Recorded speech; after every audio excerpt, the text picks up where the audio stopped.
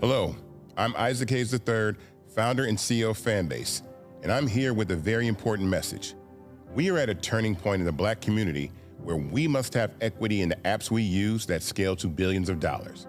But this time, we own the infrastructure, we own the culture, and we shape the future. And Fanbase is the future. Fanbase combines the free functionality of Instagram, TikTok, and YouTube into an all-in-one platform built for the evolution of social media and monetization. With over 1.4 million users, that's real proof that we are shifting the conversation of tech ownership and equity for creators. So right now, I want you to go to startengine.com/fanbase and invest today. The minimum to invest is $399. That gets you 60 shares of stock in Fanbase at $665 a share. This marks a turning point in Black ownership of social media. If we don't take this opportunity to own social media right now, we will always be customers to our own creations. And that can't go on. So once again, go to startengine.com/fanbase and invest today. We must own the platforms where our voices live, our stories matter, and where our culture drives the world. Thank you.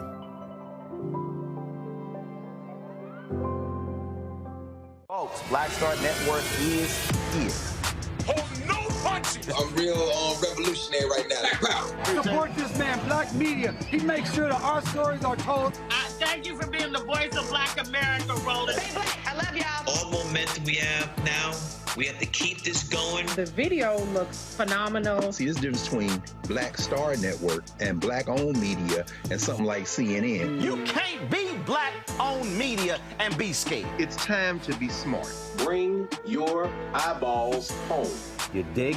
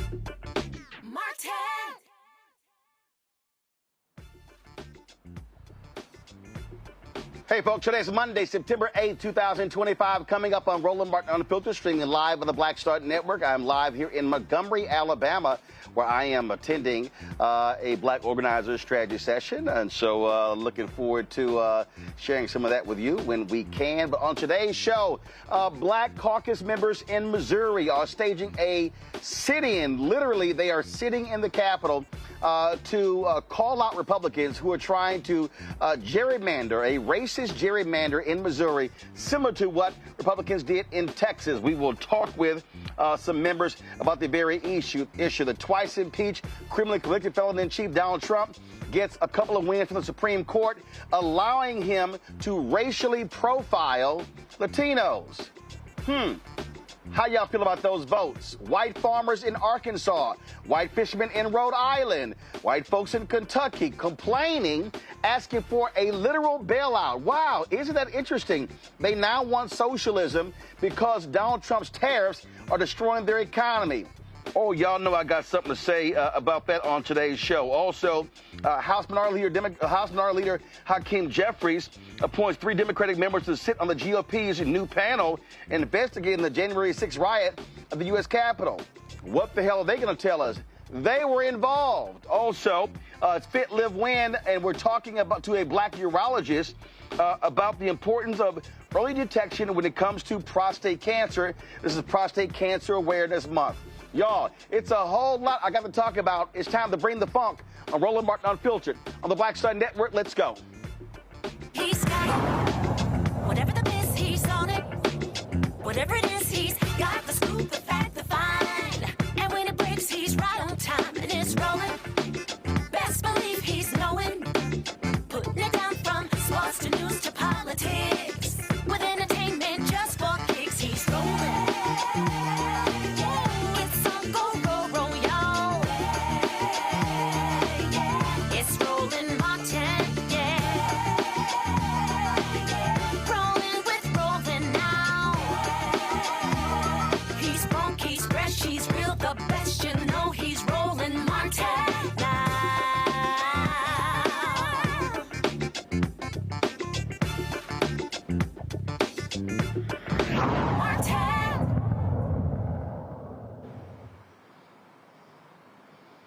Folks, the gerrymandering battle continues after the Republicans, of course, did what they did in Texas. Now Donald Trump is leaning on Missouri Republicans do the same. Republicans there are trying to get rid of the congressional seat of Congressman Emanuel Cleaver in Kansas City. Now, Democrats are in the minority in the state, so they are actually having a sit-in. Joining us right now to talk about that is he's from Jefferson City, actually from Jefferson City, the Missouri State Representative Jeremy Dean. Jeremy, glad to have you on Roland Martin Unfiltered. So, again, explain to folks there the perilous situation Democrats face in terms of look, you can't stop them from doing what they're doing. So what is the point of the sit-in? Lay it out to us. Yeah, absolutely. I think you set it up really great there, Roland, and I appreciate you having me on tonight to be able to spread the word about what's happening here. Missouri is very different than what we saw in Texas. Unfortunately, here in the state of Missouri, Democrats hold a super minority, meaning that Republicans can do anything in this building without a single vote from Democrats. And so that does mean that we can't stop this. We know that Republicans are taking their orders directly from Donald Trump, straight from Washington, D.C. They are being guided by that team in Washington, D.C. to take out Reverend and Congressman Emanuel Cleaver. So what we're doing here is trying to bring attention to what's happening in Missouri. For too long, voters have been able to not pay attention to what's going on, and it's far too past the point for that to happen. And so we're making noise across the state of Missouri, across the United States, to make this basically as painful as possible for these Republicans, to make them understand how bad this truly is for the state of Missouri and the United States.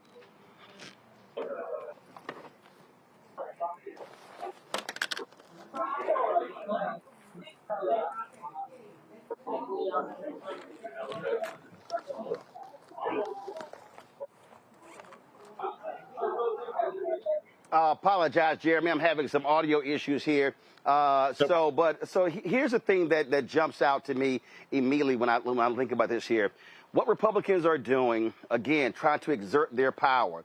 But what they're trying to do here is, again, is akin to a racist gerrymander by targeting Congressman Emanuel Cleaver. Look, you only got 2 African Americans in the state, Cleaver in Kansas City and Congressman Wesley Bell in St. Louis. Yeah, and this is just part of the course, right? Like, the Republicans have shown us time and time and time again that their number one priority is to overturn the will of the voters, especially here in the state of Missouri, whether that's reproductive rights or just having a minority group or Black people being able to have the representation that they deserve in the United States Congress.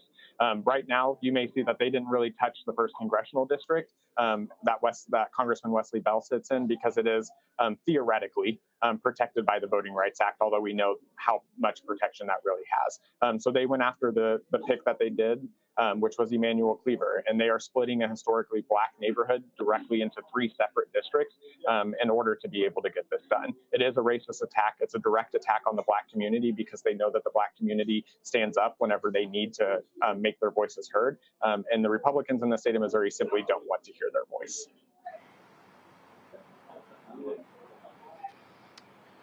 All right, you can't stop them. What are you saying to the voters about what they can do? Because the reality is they can be stopped at the ballot box. Exactly, and that's exactly what we're telling them. The number one message that we have from this is that this can go on no longer. 2026 may be the last chance that we have at saving our country from the megalomaniac that's sitting in the White House, making sure that people understand that that this is happening in the State House of Missouri. There are people sitting in this chamber on the Republican side that won their district by less than 100 votes. So when we have apathetic voters not going out, not voting, that allows them to continue to win these seats and continue to take control of the state. So getting the message across that you truly do have value and you do have power in your vote, but only if you utilize that vote. And so we have to show what is happening here in the state of Missouri, because this doesn't just affect Missouri. When we lose Congressman Emanuel Cleaver in Washington, D.C., we lose a voice not only for Kansas City, but for people across the United States. Everybody deserves to have representation, whether that's from the state of Missouri or whether it's from Delaware, it doesn't matter. And so they have to get up, they have to vote, because we can stop this. All right, then. Representative Jeremy Dean, look, good luck with it. It's about, of course, representing the people, and hopefully people are really understanding what y'all are doing and how vitally important this is to fighting democracy and to fight these racist gerrymandering the Republicans are leading across the country. Yeah, and if I can just add one more thing with the initiative petition process, since it's down there on the bottom of the headline, that is another thing that Republicans are attacking here in this state. A lot of people don't know what the initiative petition process is, and it's an extremely valuable tool to the citizens of the state of Missouri. And what that is citizens can go out by themselves. They collect signatures to get a priority that they have on the ballot, and then they show up to the ballot and can pass that with a simple majority. The reason that it's important in Missouri is because Republicans control the state of Missouri and consistently let voters down. They aren't here focusing on the fact that people can't afford rent, the fact that 364,000 Black women have lost their jobs since Donald Trump has taken office. They don't care about gas prices, grocery prices. None of those things do they actually care about, and that's what our voters are asking us to care about. We're spending nearly $30,000 a day, if not more, just to run this special session so that we can continue to lick the boot of Donald Trump. We have to stop this, and this is the way that we're going to do it. All right. Representative Dean, we appreciate it. Thanks a lot. Absolutely, Roland. Thanks for having me on, and thanks for being the voice of Black America. All right, then. Folks, got to go to a break. We'll be right back. Roland Martin Unfiltered right here on the Black Star Network.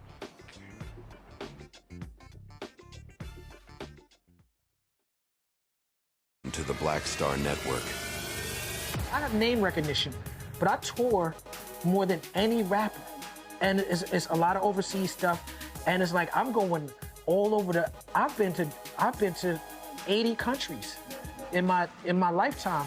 And sometimes I'll do interviews with people and they be like, so what you been doing? Like, what you been doing? You know what I'm saying? Like, I just came back from Belgium and Brazil and South Africa. What you been doing? Right.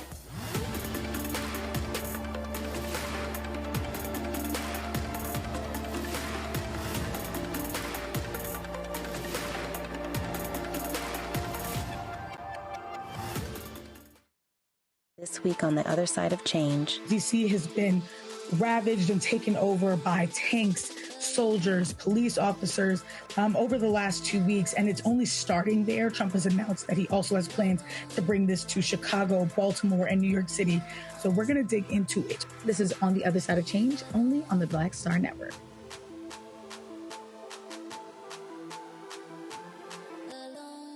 Hello, we're the Critter Fixers. I'm Dr. Bernard Hodges. And I'm Dr. Terrence Ferguson. And you're tuned in to Roland Martin Unfiltered.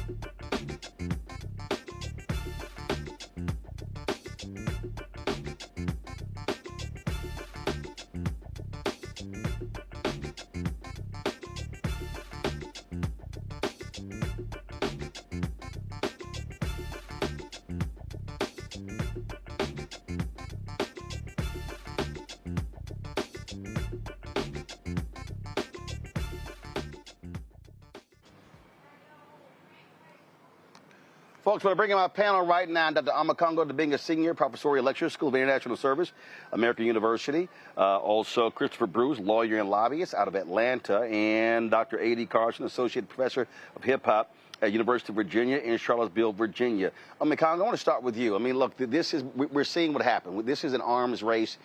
You got Republicans who are pissed off that California countered Texas, so they're trying to gerrymander Missouri. You're looking at Florida. You're looking at Ohio. And so Democrats are talking about it in New York State.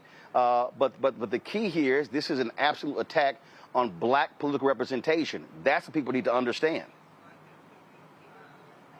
Yeah, absolutely. And we can also go to the Supreme Court and everything that they're doing as it relates to voting rights. When I think about what happened in 2024 with the last election, everybody talks about, well, we had fair elections and Donald Trump came out the winner. Well, we had free elections, but they weren't fair. And this is one of the reasons that it's not fair is because of what they're doing with gerrymandering, in addition to everything that they've been doing with their voter suppression efforts. And to be quite honest, Roland, I'm getting a little bit concerned because Gavin Newsom has been the only one from the Democratic Party in terms of governors who has been talking about actively starting this process of the redistricting.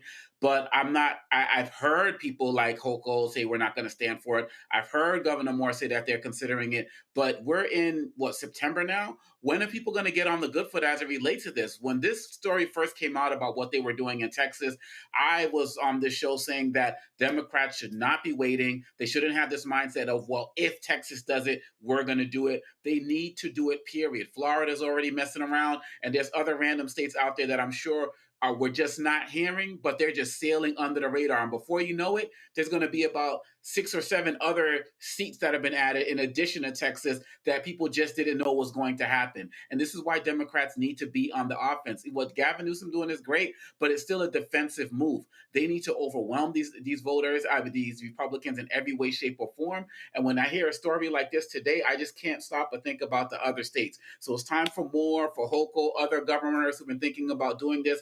This is a war for our future, and not just Black people in America, but this country in general. We have a president who's not going to try to leave, and we have a House that's not going to try to lose power in 2026. All they know how to do is cheat because their positions are unpopular. They are scared to death they're going to lose the House. That's why they're trying to, in essence, proof this election by rigging it. That's all this is about, is naked partisanship, but also it is racist gerrymandering. That's what this is.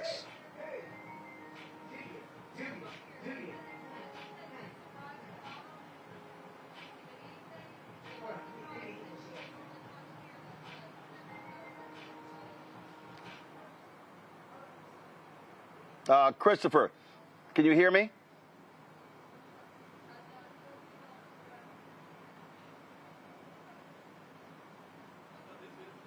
Are y'all surprised? I think he's muted. Like, this is Missouri, okay? This is the show me state. More like the show me that we're a racist state. From the state that brought you Ferguson, let's not forget about that, and all the racism that happened from there. Let's go all the way back. This is the state that brought you the Dred Scott decision. So the people who have said you're a Black person who will never be a person, and we are never going to identify any type of rights that you will ever have, because Black men and Black people are not humans altogether. This is Missouri. They are showing you who they are, just like Republicans show you who they are. Democrats have to wake up. In fact, I'm not even going to say Democrats have to wake up. Democrats already know what the deal is. They're just not leading. They're not doing anything to really stand up and say, we have to fight back. And you know why? Because Democrats play by the rules. Well, hey, if the rules are saying you're not a person, then throw the rules out the book.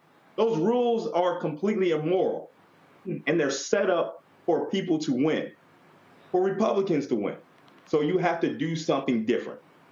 Like was said before, Gavin Newsom, what he's doing is a reactionary issue. Democrats have to go on the offensive. How do you go on the offensive when you're not on power? Well, Republicans were doing that during the Obama administration, thwarting almost everything that he was trying to do, even when the Congress was, the Senate and the House had Democratic rule to it. So what you can do right now is what we're doing right now, making sure that people are educated. A lot of people do not know about these issues. I cannot tell you how many calls I've gotten on what is gerrymandering. No, this is a time when everyone needs to be on the same page and make a decision on what they want in this future. And in this future, we know it's not just going to stop with Missouri or Texas. Republicans know they're not even popular within their own party, but they are going to keep power.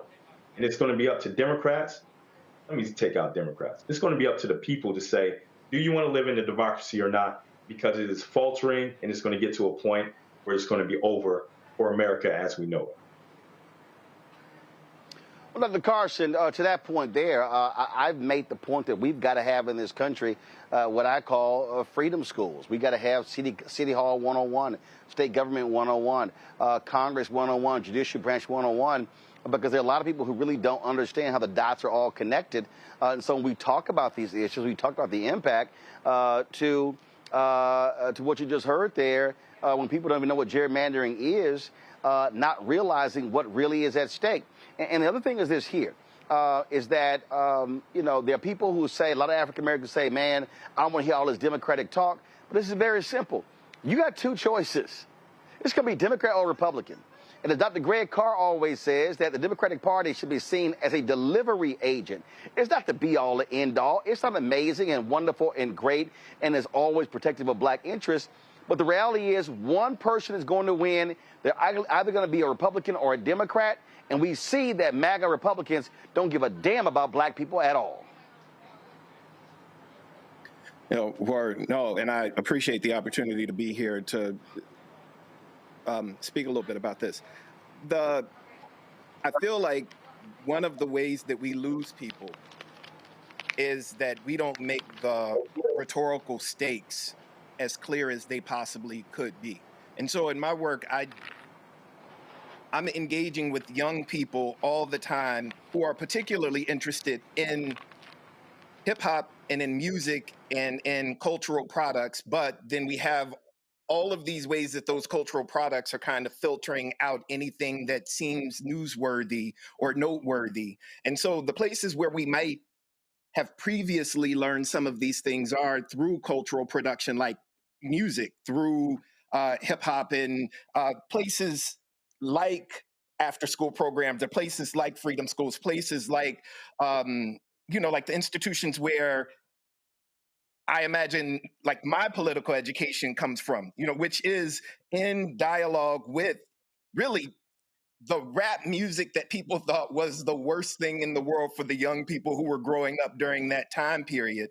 And I think that one of the ways that we might, in lieu of some kind of overhaul instantly, intervene in some of these issues about political education is to hold ourselves and our cultural producers to task, you know, to help to intervene in some of these things, which is, you know, primarily what I'm interested in doing, not in like asking a rapper to be more politically astute than he or she really is, but to say that these things that are being produced should say something about the world that we're living in. And even the things that don't say anything particularly about gerrymandering, particularly about the political process, particularly about the rhetorical stakes that exist right now, it should still be instructive for us to be able to utilize that in order to bring folks into the conversation who feel like these conversations are absolutely not about them,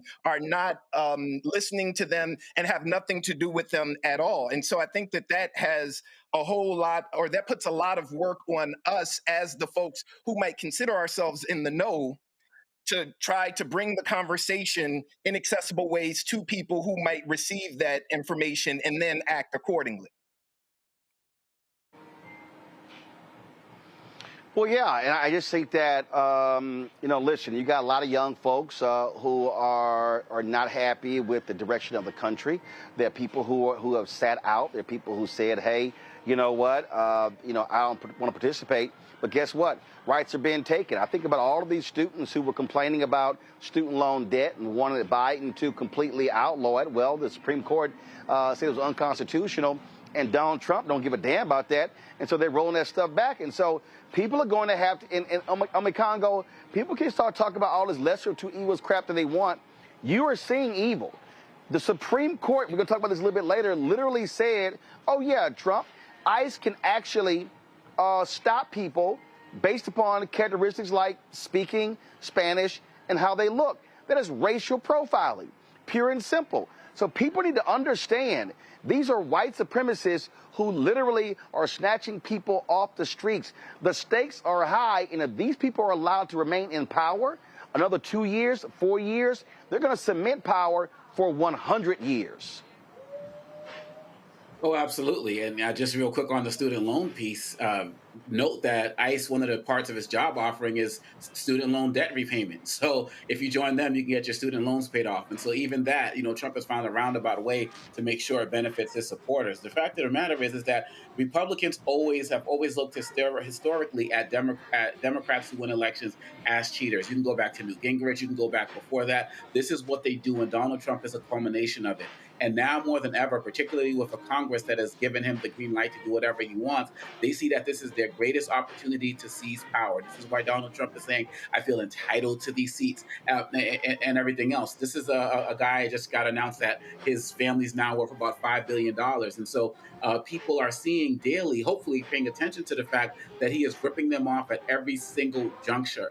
And this is, as people talk about the second Gilded Age that we're living in right now, well, one of the ways the Gilded Age came to the end before with attacking of the robber barons was people realized that they were getting screwed.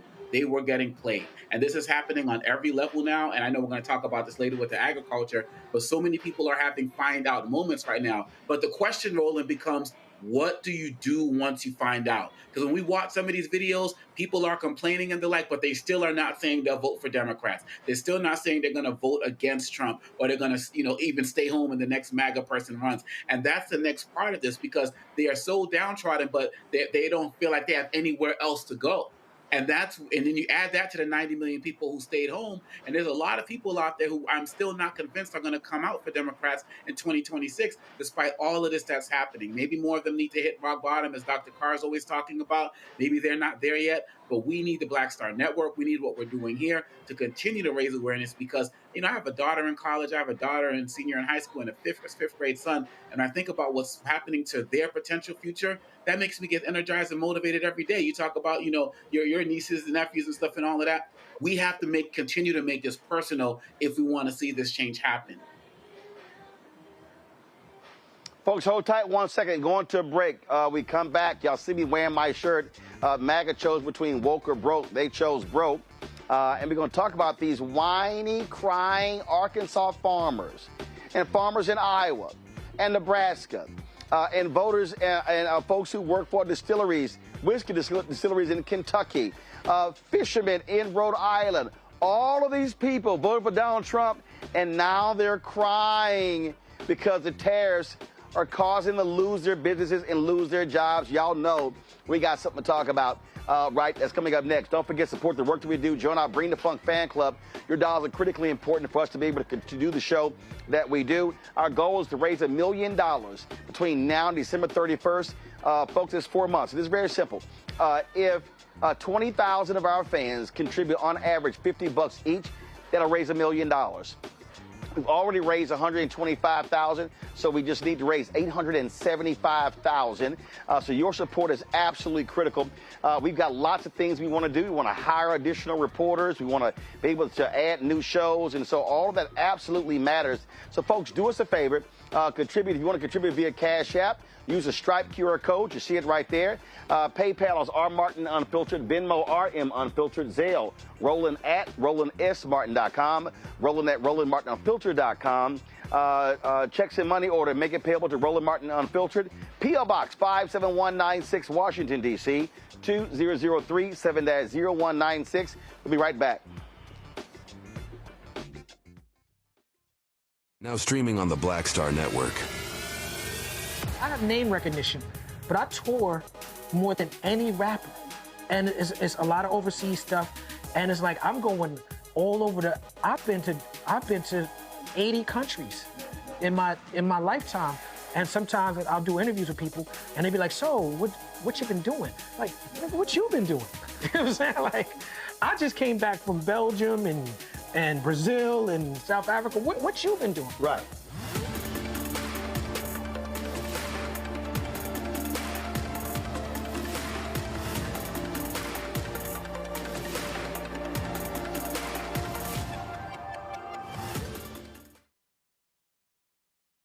Next on the Black Table with me, Greg Carr. Immigrants lured off Texas streets and shipped to places like Martha's Vineyard and Washington, D.C. Believe it or not, we've seen it all before. You people in the North, you're so sympathetic to Black people. You take them. 60 years ago, they called it the reverse freedom riots. Back then, Southern governors shipped black people north with the false promise of jobs and a better life. It's a part of a well-known playbook being brought back to life. So what's next? That's next on the Black Table, a conversation with Dr. Gerald Horne about this issue of the reverse freedom riots, right here on the Black Star Network. This week on The Other Side of Change. DC has been ravaged and taken over by tanks, soldiers, police officers over the last 2 weeks, and it's only starting there. Trump has announced that he also has plans to bring this to Chicago, Baltimore, and New York City. So we're going to dig into it. This is On the Other Side of Change, only on the Black Star Network.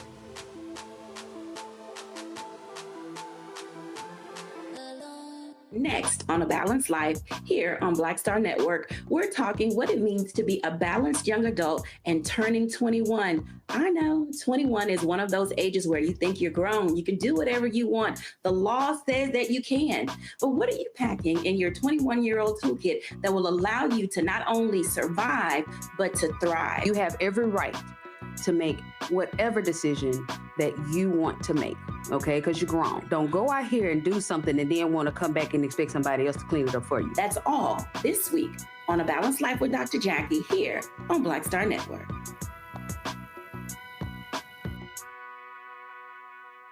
Me, Sherry Shepard, with Sammy Roman. I'm Dr. Robin B., pharmacist and fitness coach, and you're watching Roland Martin Unfiltered.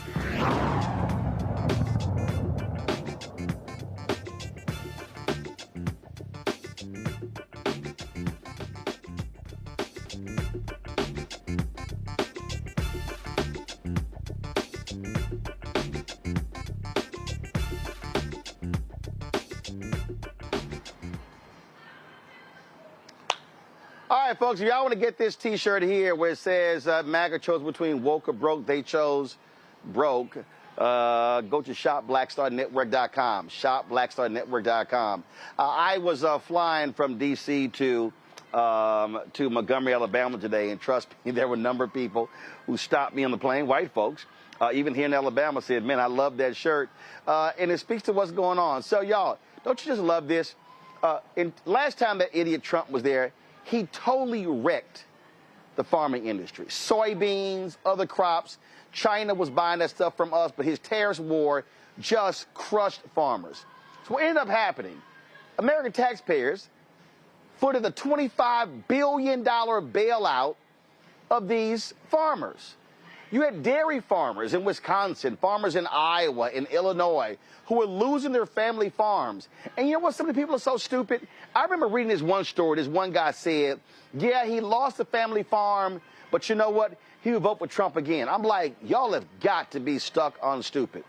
So guess what? Red states. Arkansas, oh my God, these farmers are crying. Nebraska, the governor called Trump, said, please stop your ICE raids because we're losing GDP in Nebraska.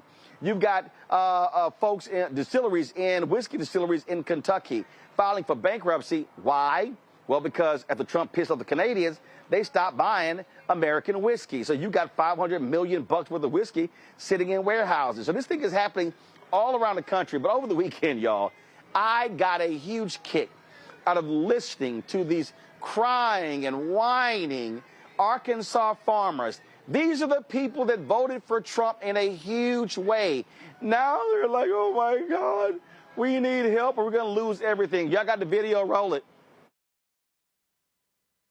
Now, I've never been as worried as I am now about whether or not my kids and grandkids will be able to carry on. You said, I love you. Mr. Trump, I need to see the fruit of your love. 5 of my customers have committed.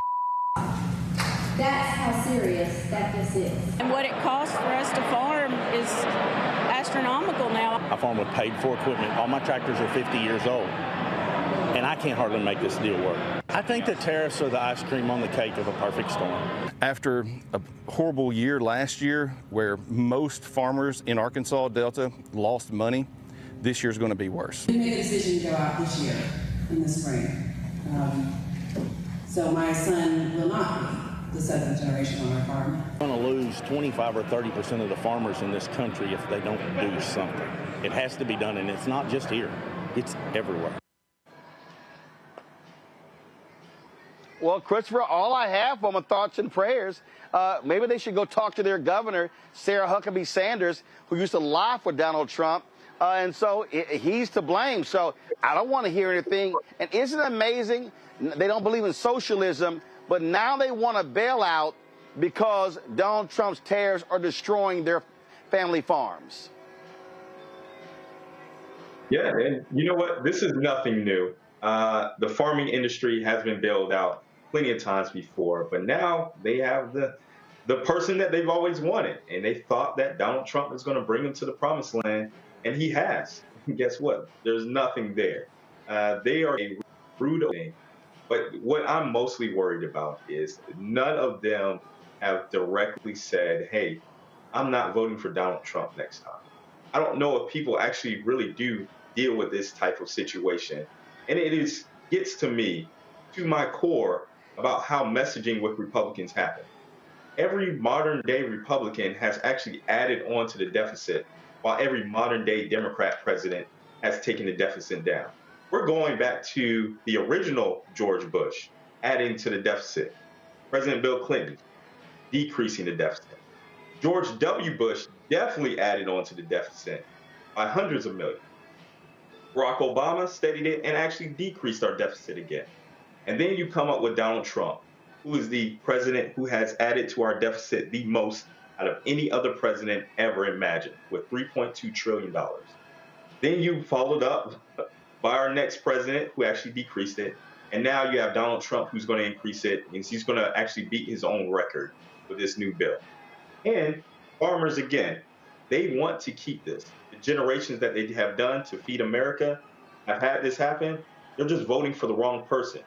What is it going to take for them to wake up? Well, AD, I'm just laughing because, again, hey, this is who they wanted. This is their guy. You know, and this is where I said Democrats, they should go to these broke white folks and say, I'm sorry, this is what y'all wanted. Y'all voted for this. So I'm telling you right now, no Democrat should vote to bail these folks out because they got exactly what they voted for. Word. So on the one hand, it's like, yeah, thoughts and prayers, but it is also, I think it's not as funny to me as it is telling, because it feels as though these folks don't see the gap between the logic between wanting this particular kind of representation that Donald Trump represents and them losing everything that they've worked for, or they don't make a connection between the thing that we might describe as socialism and them asking Donald Trump for a bailout. And so either way, it's telling that the political engagement and investments that we have don't really correspond to the reality that we're living in. And yeah, so that makes me understand that, of course, these people aren't going to talk about not voting for Trump again, because I don't know that they're connecting what's happening to them to Trump being the guy who is making the calls at this particular point, unfortunately. Well, I just, Congo, the thing for me is, I saw this video here. Y'all, let me know when y'all have it. This former Republican congressman was just crowing about, oh, my God, he owns distilleries and they've got a 50% tariff notice for glass. We're trying to figure out what to do. I mean, this is what you wanted. I literally, I'm sorry. I don't have any sympathy. None. I have no sympathy. I have no empathy. I don't care. I am unbothered. I'm unbothered about their feelings. I just am. Roll this video. Check this out. You know, there's even personal examples. You know, I own distilleries, not only AI companies, but I own distilleries. But we just got a 50% tariff notice for glass and some of the other things that we use to do bottling on our lines. And for the last 2 weeks, we've been trying to figure out what do you do, right? Do you actually raise prices? Do we limit production? What do we do with bottles? Do we forward lean and get more bottles, right? When I talk about pallets, I'm talking thousands and thousands of dollars in added costs for our companies. I can't imagine what it's doing to larger manufacturers if you go downstream on tariffs. The economy is the single biggest thing here in the Commonwealth of Virginia. I can tell you that, especially with the job losses up north with government jobs and contractor jobs, and you're seeing sort of these arbitrary cuts coming down right through DOGE and through other mechanisms. So for right now, I think the economy is not in a great place. If you look at the revised June numbers going down, only 22,000 jobs added this month. The messaging, I think, from Democrats and independents could be simply, this is a failed experiment in the first 8 months, and there has to be a course correction. Ome Congo, I don't give a shit if all of their businesses shut down.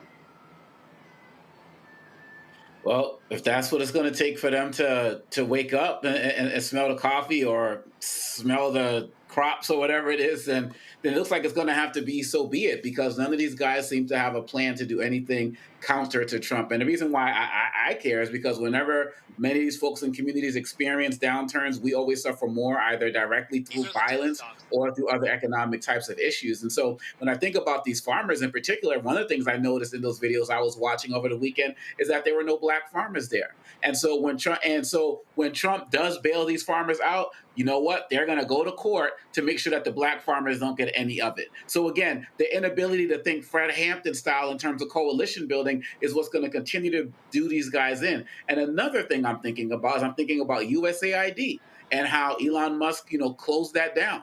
And this was one of the main areas where these farming products were actually going. How could these farmers not be mindful enough to know that much of their products that were going around the world were being distributed through USAID? But hey, go cut it, let it go, waste, fraud, and abuse. So like you said, USAID, that would be part of that woke thing that they chose not to do, and they're going broke right now. That lady talked about 5 people committed suicide. I remember in 2018 when the Department of Agriculture was sending notices about what to do about your farm, there was numbers for the suicide hotline attached to those packets as well. This is what he does. And he's like the guy, Trump is like the guy who goes hire somebody to come and try to rob him and his girlfriend so he can beat them up and become the hero. He needs people to depend on him. He needs people to for him to be able to say, I'm your savior, I'm going to be the one to help you. And he picks and chooses who gets that. So even when that bailout comes for them, black farmers ain't going to get it. But now you're talking about these distilleries. You're talking about all these other businesses.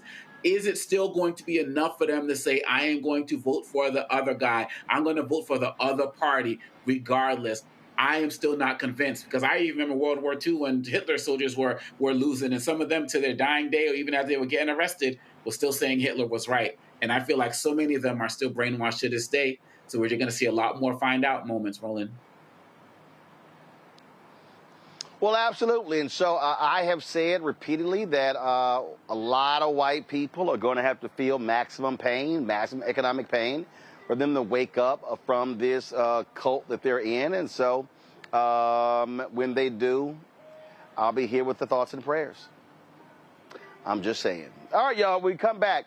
Donald Trump declares war on Chicago. A black reporter questions him. He insults her integrity as well as her intellect. And Maryland Governor Wes Moore responds to the sheer stupidity of Trump having no clue the National Guard does. We'll talk about that next. In addition, we'll talk to Elie Mystal about how the Supreme Court is allowing racial profiling to take place in this country. That makes Stephen Miller extremely happy because he's an absolutely racist white nationalist. All of that right here. Roland Martin Unfiltered on the Black Star Network. Back in a moment. On the next Get Wealthy with me, Deborah Owens, America's Wealth Coach, we talk about the principles of mindset, strategy, and execution. This week, we're adding a fourth, faith. You're going to hear from a mother and daughter duo who are helping thousands of Black women build wealth, all through their faith. You are more than you can ever imagine. Not just obtaining things to show that, but seeing yourself. Making your faith work for you. That's right here on Get Wealthy, only on Black Star Network.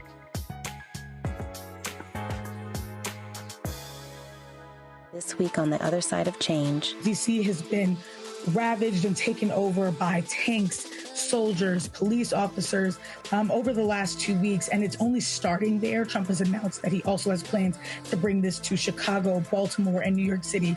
So we're going to dig into it. This is On the Other Side of Change, only on the Black Star Network.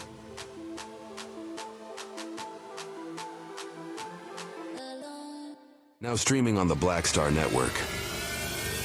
I have name recognition, but I tour more than any rapper. And it's a lot of overseas stuff. And it's like, I'm going all over I've been to 80 countries in my lifetime. And sometimes I'll do interviews with people and they be like, so what you been doing? Like, what you been doing? You know what I'm saying? Like, I just came back from Belgium and Brazil and South Africa. What you been doing? Right.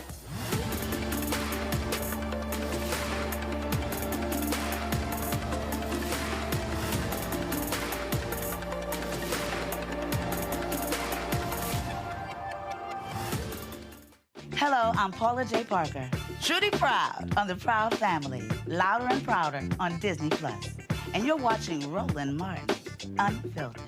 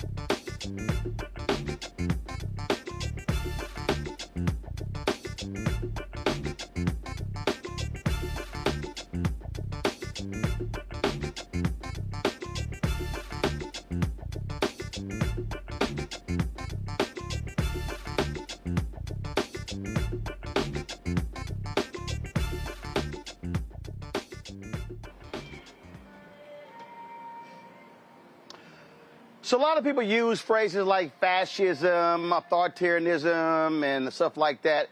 Let's just simplify this. Donald Trump wants to be a dictator. He wants to be a king. This idiot posted this over the weekend talking about declaring war on Chicago, okay? This was a Truth Social, whatever the hell that thing is as. And so if y'all can show it, that'll be great. So he literally declaring war. Like, look at this idiot. Okay, and the White House fully embraces this. All right, so this took place, and keep in mind how this man talks. Now remember, he was talking in the Oval Office about crime, and he literally said about some black folks, "Oh, you know what? These people, they're always going to be criminals." Watch this. Criminals. These are hardcore criminals. You know, we took many people off the streets of Washington, D.C. They're hardcore. They're not going to be good. In 10 years, in 20 years, in 2 years, they're going to be criminals. They were born to be criminals, frankly. They were born to be criminals, and they're tough and mean, and they'll cut your throat, and they won't even think about it the next day. They won't even remember that they did it. And we're not going to have those people. Washington, D.C. is now a safe zone. It's a safe place. I want you to play it again. That man literally was talking about black people. Play it again. Criminals. These are hardcore criminals. You know, we took many people off the streets of Washington, D.C. They're hardcore. They're not going to be good. In 10 years, in 20 years, in 2 years, they're going to be criminals. They were born to be criminals, frankly. They were born to be criminals, and they're tough and mean, and they'll cut your throat, and they won't even think about it the next day. They won't even remember that they did it. And we're not going to have those people. Washington, D.C. is now a safe zone. It's a safe place. This is the same racist who called for the Central Park Five to be put to death. Governor Wes Moore, this was his response to Donald Trump's call for the National Guard. They're hardcore. They're not going to be good. In 10 years, in 20 years, in 2 years, they're going to be criminals. They were born to be criminals, frankly. They were born to be criminals. And I want to speak directly to our children as well. And please hear me loud and clear. Do not listen to what Donald Trump called you yesterday. When the president from the Oval Office calls you natural-born killers, children who are born to be violent, I say this: I respect the office, but I will never honor ignorance. To our children, you are loved and you're needed. To our children, we believe in you and we invest in you. To our children, we love you and we are going to honor every God-honored potential that you have. To our children, there's nothing we won't do to keep you safe. To our children, we love you and we are going to make sure that you are never bullied, and I don't care what position they hold. Because I want to be clear, if I listened, when I was coming up, if I listened to the tropes and to the trolls, if I listened to the haters and the heartless, if I listened to the Archie Bunker mindset and the dog whistling, if I spent my time focusing on those people who did not love me instead of focusing on those people who do, I would never be the 63rd governor of the state of Maryland and the only black governor in the United States of America. Here in Maryland, we believe in you. We're going to support you. We're going to make sure you're safe. And we're going to make sure that every God-honored opportunity is within your grasp.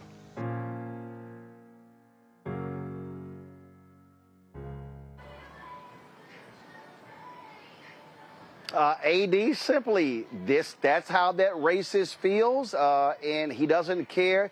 He literally said, oh, these black folks, they're born criminals.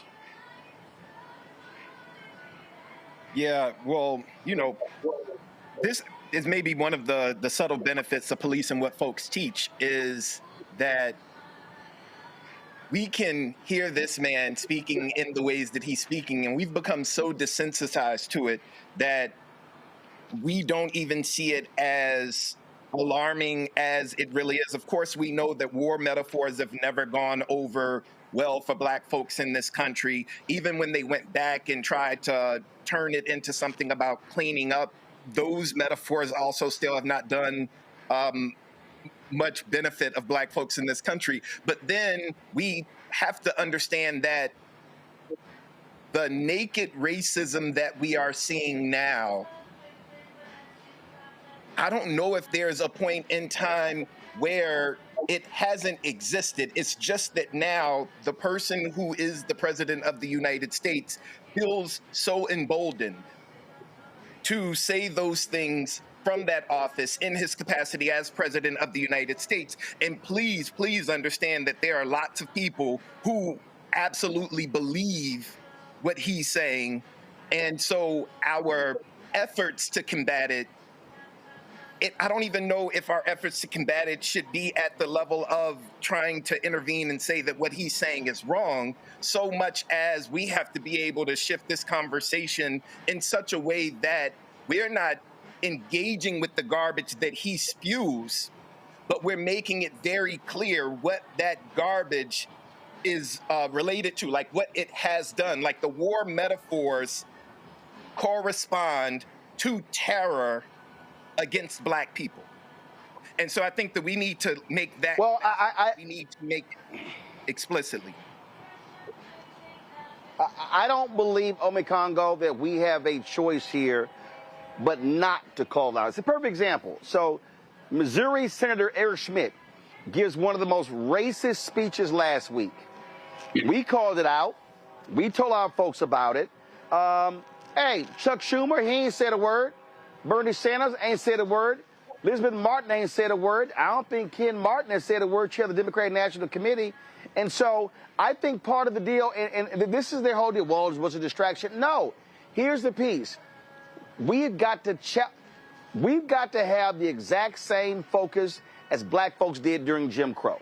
We've got to be willing to call these people out, because we also have to use these moments to raise the issue, call them out, so we can educate our own people so people understand. So all these brothers in neighborhoods across the country who were sitting here like, oh, Trump is going to put money in my pockets. No, he thinks you're thugs. He thinks you were born a thug. He wants to put you away. And I think, again, we do not have the luxury of ignoring the racist diatribes that come from this man's mouth. It is without a doubt Donald Trump is the most racist occupant of the Oval Office since that virulent racist Woodrow Wilson. Well, one thing on Senator Schmidt, I didn't see anybody covering it until after it was talked about on your show, to be clear about that.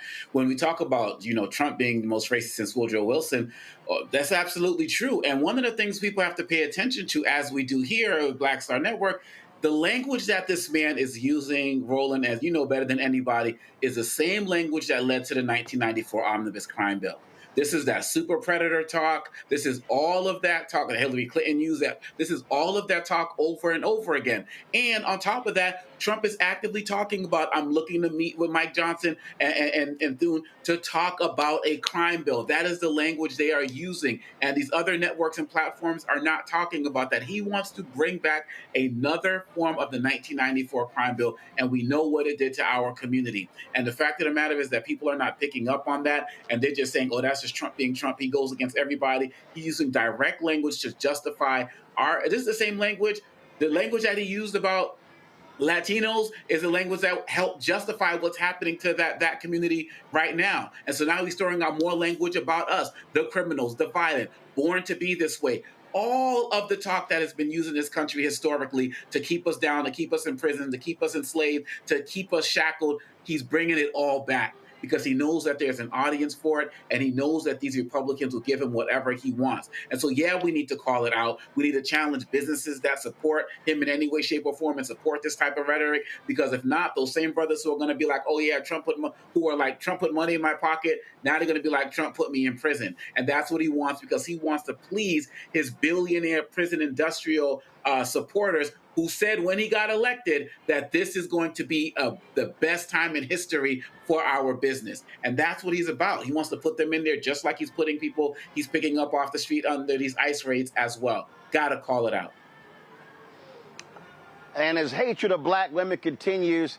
Elie Mystal of NBC asked him about what he posted regarding declaring war on Chicago. And here is what the twice impeached, criminally convicted felon con man in chief, sexist SOB said. That's fake news. When you say that, darling, that's fake news. Well, why would the Department of Defense? Listen, be quiet. Listen. You don't listen. You never listen. That's why you're second rate. We're not going to war. We're going to clean up our cities.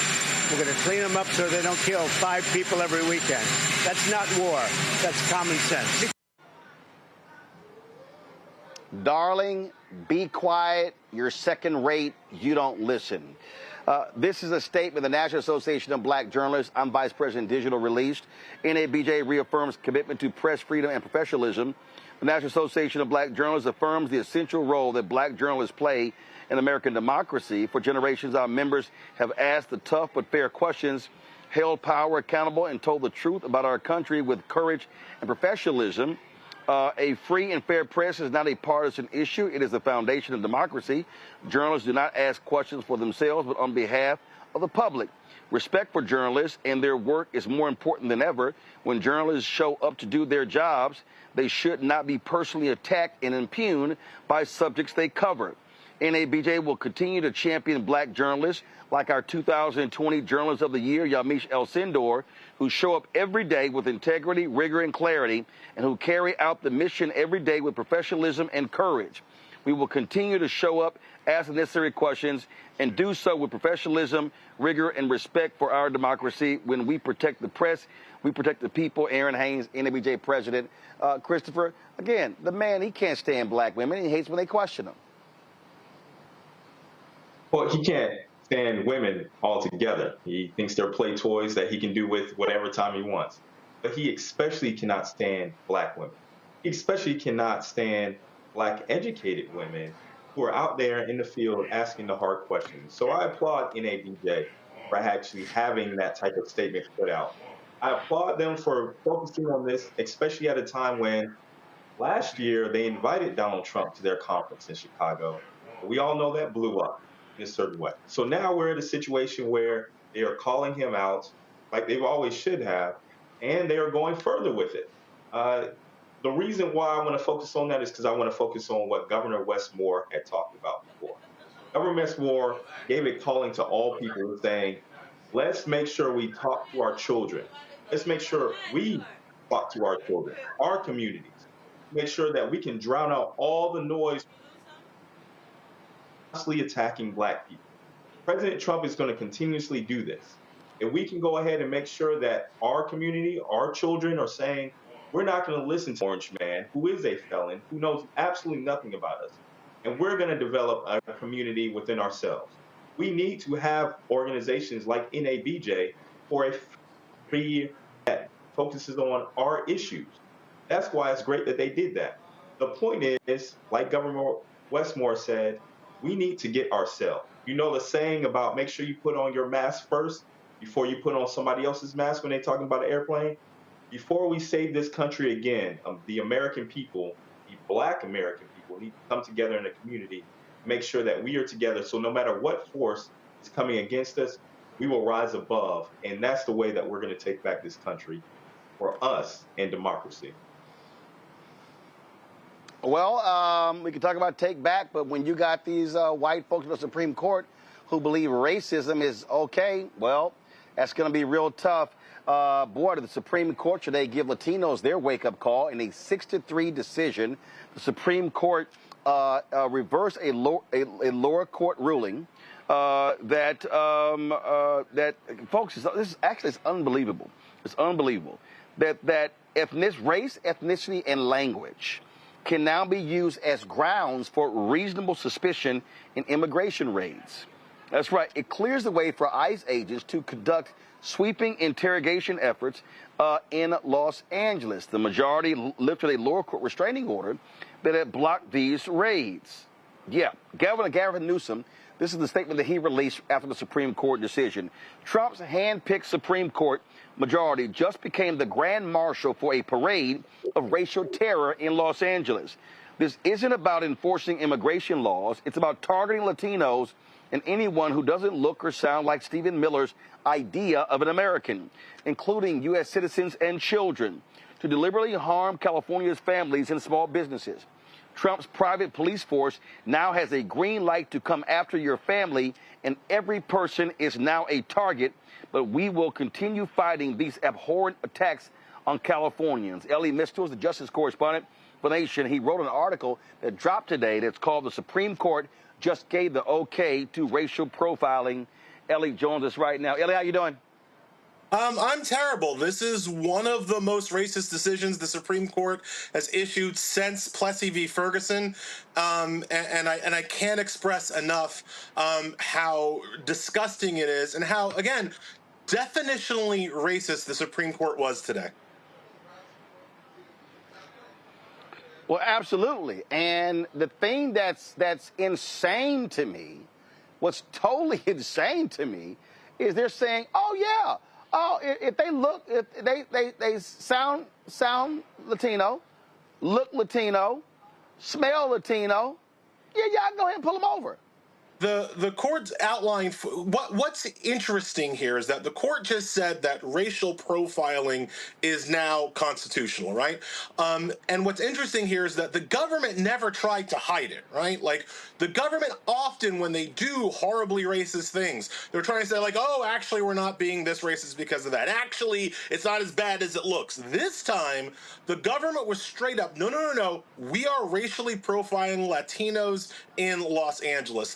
They outlined 4 different factors, Roland, for why ICE is allowed to stop anybody, round anybody up, legal or illegal. They outlined 4 factors. One was, does the person look Latino? Not even is Latino. Do they just look Latino, right? 2, do they speak English with a Spanish accent, or do they speak Spanish? right? So if you now look Latino and you speak Spanish, you can be rounded up by ICE. 3 and 4 were what kind of job the person is doing, or again, appears to be doing, and where the person happens to be when ICE picks them up, right? So if you're a Latino person walking out of a Home Depot, guess what? You can be rounded up whether you were there for work or whether you were there to pick up a doorknob for your house, right? It is, again, definitionally racist. The government admitted to this level of racism, saying that you can round people up just because they look Latino and speak Spanish, and the Supreme Court was like, yeah, that's fine. 6-3, Brett Kavanaugh with the concurring opinion here. And what's wild, and I saw our friend Jamel Hill make this point, Roland, this is the same Supreme Court that says you cannot look at race when it comes to college admissions, right? So you can't look at race when it comes to whether or not you're allowed to go to college, but you can look at race when it comes to whether or not you have to go to jail or get deported from the country, right? It is absolutely insane to me. The other thing here that Kavanaugh did that I find so, I'm trying to find the nice word to it. It's the whitest thing possible, right? Is how Brett Kavanaugh described what it is to be stopped by ICE. He said it was a usually very brief, polite, and prompt conversation where if you're a legal person, if you're a legal immigrant or legally a U.S. citizen or just happen to be born here, where you're allowed to walk free after simply proving to ICE's satisfaction that you're a citizen, right? And of course, from Brett Kavanaugh's white-ass perspective, I'm sure that's what he thinks. But I bet, Roland, Brett Kavanaugh would react differently if the question was, hey, Brett, there have been a lot of rapes in this area, so we're just rounding up all the white guys to see if they committed any of these rapes. Hey, Brett, do you have a calendar perhaps that you could show that proves that you didn't commit any of these rapes? I bet Brett Kavanaugh would feel a lot differently if that's what the government was doing instead of simply racially profiling Latino Americans. And of course, you've got the resident Negro, Clarence Thomas, agree with it. Alito, John Roberts, Amy Coney Barrett, Sam Alito. And I mean, yeah, they've co-signed racism. They now here's the thing. All right, is this have a narrow? Is this narrow?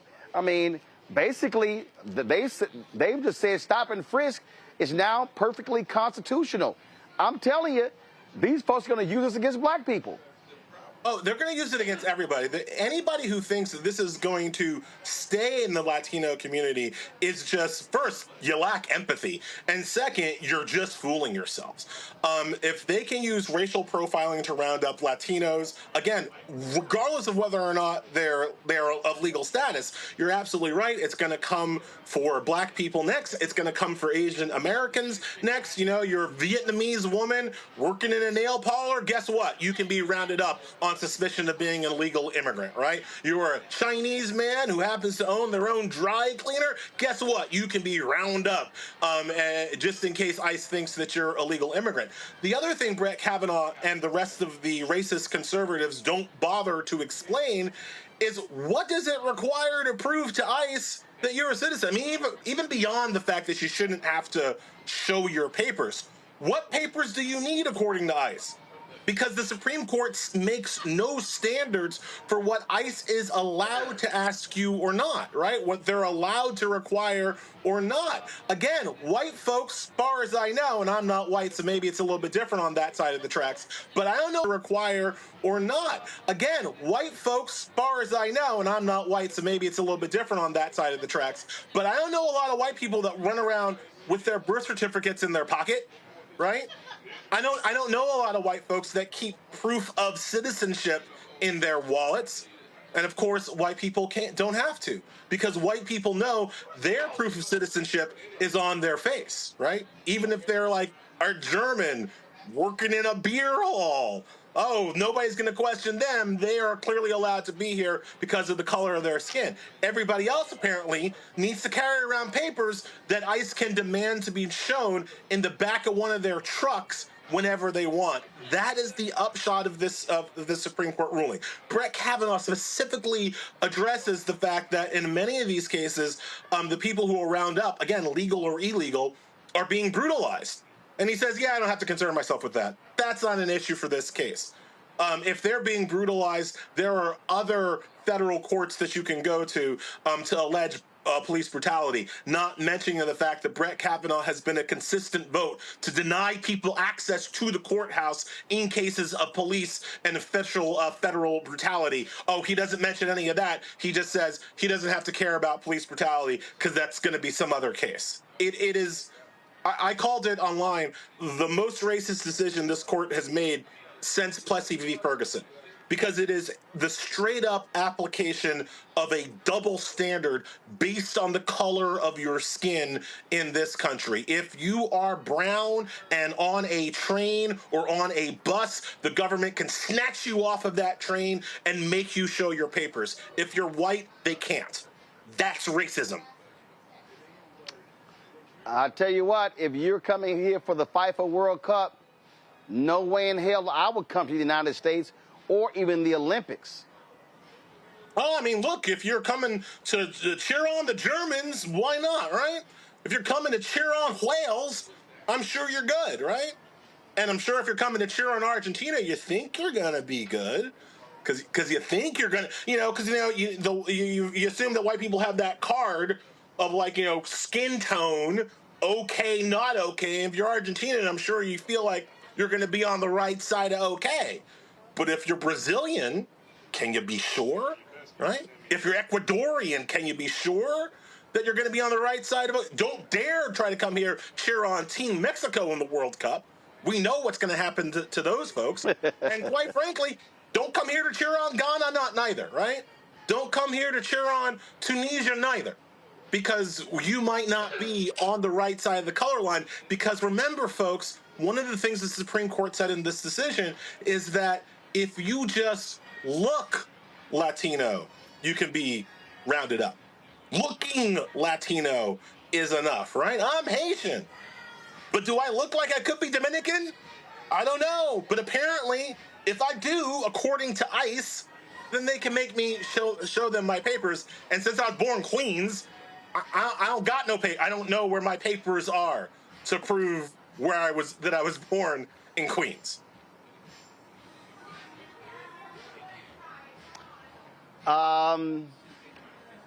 White folks whining. This is the America that we're living in. That's what this boils down to, Elie. And listen, my book is called White Fear for a reason. These people, they want a white nation. They, over the weekend, Elon Musk is posting a bunch of tweets talking about the white fertility rates. And it's, but no one cares about this. And I was like, well, take your ass back to South Africa. And so that's the whole deal. So this is, you see it right here. White people are a rapidly diminishing minority of global population. All of this is tied, Elie. All of these rulings are tied. They do not want to lose being the majority race. That's what this is all about. This is whiteness at play. It is my book, White Fear, How the Browning of America is Making White Folks Lose Their Minds. And today, the white Supreme Court, including that white black man, Clarence Thomas, they lost their minds with this racist ruling. And the thing is, they've already lost it. They've already lost their dominant status. They've already lost their majority status. If everybody else could just come together. And so, like, the only shred of hope that I can take from today's ridiculous day is that I would hope that other Latinos of goodwill and good conscience could perhaps rise up together with black people, with Asian people, with Native American people. Because if we all hang together, the GOP can't win. If we all hang together, the white supremacists can't win, right? There are enough of us plus a few good-meaning whites that if we stick together and come together, these racists will lose. But we have to all come together, because if we keep doing this, the divide and conquer strategy, which has always been the white man strategy, you can go back to how they colonized most of the rest of the world. The divide and conquer strategy has always been the white man's greatest strategy. And if we could just take that away from them, they would lose. Elie Mystal with The Nation. Folks, y'all check out his piece by going to thenation.com. Elie, we appreciate it. Thanks a lot. Thanks so much for your time. Christopher, I want to start with you. I mean, I appreciate it. Christopher, I'll start with you. I mean, this is whiteness at play. I mean, this ruling, I mean, how more racist can you get to say, oh, yeah, you know, if they look, sound, smell, act Latino, yeah, y'all can stop them. Go right ahead.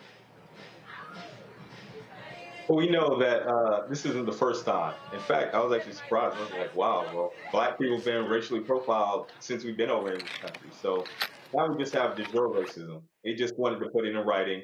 Maybe it's more convenient for them that way. I don't know. But they've always done this. Now they just want to make it legally of saying, well, you can't sue us over this anymore. Or, hey, guys, guess what? This country really is not free for immigrants or anyone else that does not look white. We want to make sure that you know that, and we are putting it in the books to let you know that we consider you a threat, and we will go and stop and talk to you. That Constitution that we wrote, we didn't write it for you. In fact, they explicitly say they didn't write this Constitution for us. They are going back to originalism, not originalism of the ideals of justice, the originalism of racism. And they're going to continuously do that. Y'all, we are 1,229 days until the Trump presidency is over, okay? 1,229 days. He has not even been done with a quarter of his presidency. There is so much more that's going to come down the pipeline. Am I surprised about this? No, because again, this has happened to black people. Now it's happening to Hispanics. Next, like was said before, it's going to happen to Asians. It's going to happen to literally everyone. And you know why? Well, there's a reason why he's deploying the National Guard in major minority cities, because that's where the minorities are, because the Army and the National Guard need to practice rounding up people. 1,229 days. If you think this man is going to go easily or peacefully, he's not.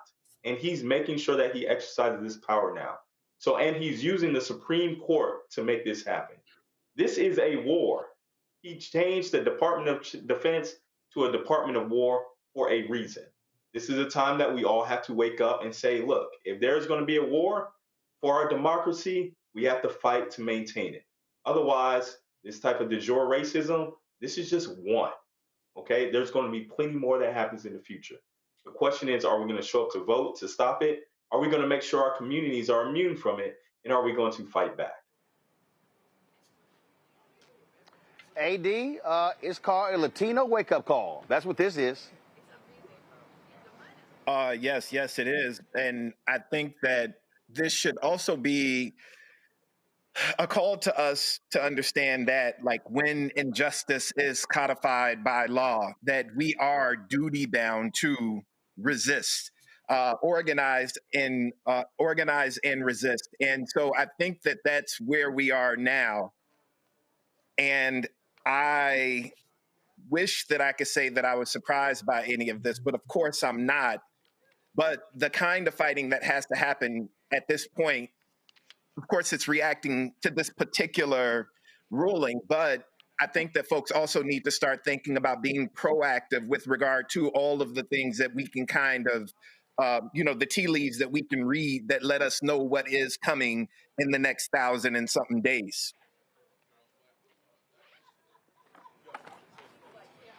For Army Congo, here's the deal. We can't organize for them. They're going to organize for themselves. They have got to wake up. He dramatically increases Latino support. Many of them were voting for the deportations. Now they're realizing, y'all ain't white. Y'all might think y'all white. You might call yourself a white Hispanic, but you ain't white. Supreme Court just said, you brown. Yeah, period, bottom line. And one of the things that was said during this panel discussion, as well as, of Elie as well, is that if we had the solidarity, we could win. We could defeat all of this. The fact of the matter is, Washington Post talks about democracy dies in darkness. It doesn't. It dies in the light of day. And right now, people are just handing this country over to Donald Trump through our inability to come together.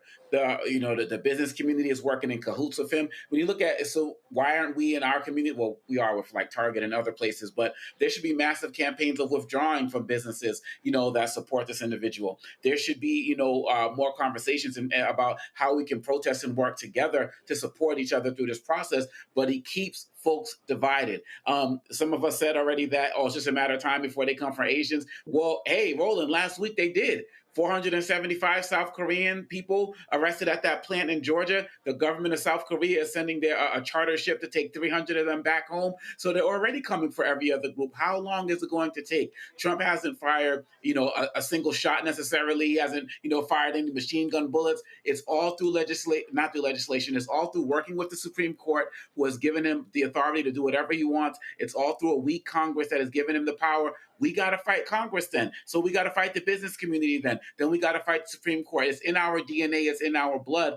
But we can't do this alone. We can fight. We can resist, but there's not enough of us to make this happen. And so if this isn't the wake-up call for members of that community, Roland, I don't know what is. But I know that we're talking about over 1,000 days of his administration. Our focus has got to be these midterms and all of these other special elections that are going to be coming up as well, because those are going to be the ways that we slowly start to gain power, just like we've seen the Democrats win the majority of special elections that have happened since Trump has come into power. So it's not over yet, and I doubt it's going to be over if we don't give up. But we have to continue to coalition build. I've cited Fred Hampton before, and I'm going to cite him again. He was building with rural whites and then other folks throughout the country. We need that type of movement and that type of unity now. And one more thing here in this whole space here, the Trump administration, they are taking a strong stance on visa regulations, granting consular officers the authority to revoke visas at any time. They're proposing a new rule that would limit student and exchange visas to a maximum of 4 years. Thousands of visas have already been revoked in Nigeria, often abruptly and without prior warning, even after individuals had received initial approval. The U.S. Embassy defends these actions as legal measures under the Immigration and Nationality Act aimed at enhancing national security and public safety. This crackdown focuses on issues such as overstays, alleged criminal activity, and linked to terrorism, with over 6,000 student visas canceled this year alone. Meanwhile, many Nigerians report that these sudden visa cancellations have disrupted their academic pursuits, hindered business activities, and caused significant personal hardship. The government continues to prioritize security concerns over diplomatic relations. Look, we told y'all, they don't want black people here. They don't want no African nations. They don't want Jamaicans, Bahamians, Bermudans.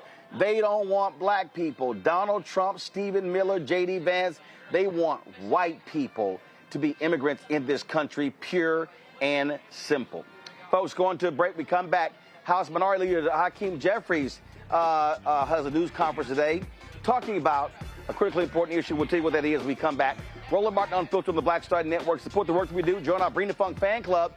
The goal is to raise $1 million between now and December 31st. If you want to support us, please do so by using Stripe QR code for Cash App. You see it right there on the screen. Also, that QR code can be used for credit card applications.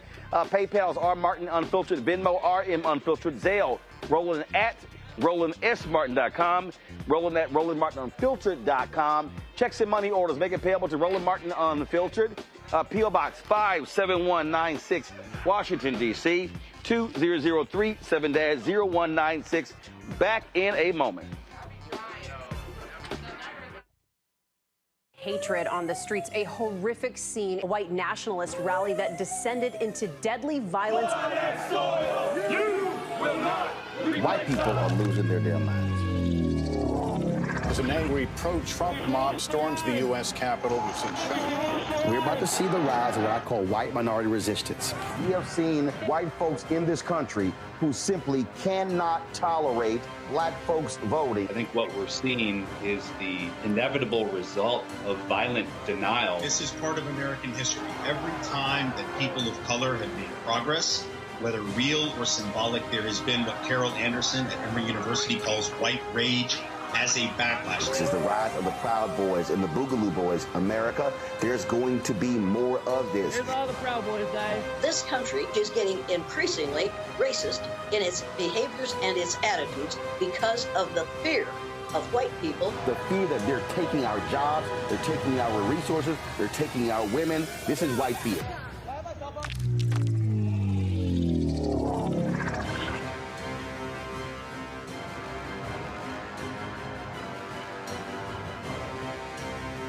Now streaming on the Black Star Network. I have name recognition, but I tour more than any rapper. And it's a lot of overseas stuff. And it's like I'm going all over the. I've been to 80 countries in my lifetime. And sometimes I'll do interviews with people, and they be like, "So, what you been doing?" Like, what you been doing? You know what I'm saying? Like, I just came back from Belgium and Brazil and South Africa. What you been doing? Right.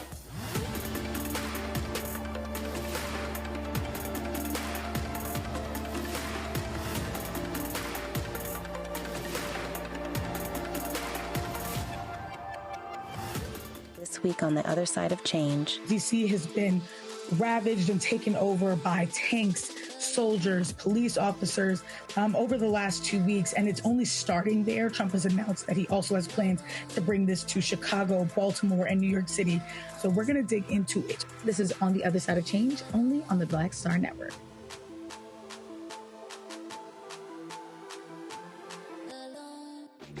I'm Marissa Mitchell, a news anchor at Fox 5 DC. Hey, what's up? It's Tammy Roman, and you are watching Roland Martin Unfiltered.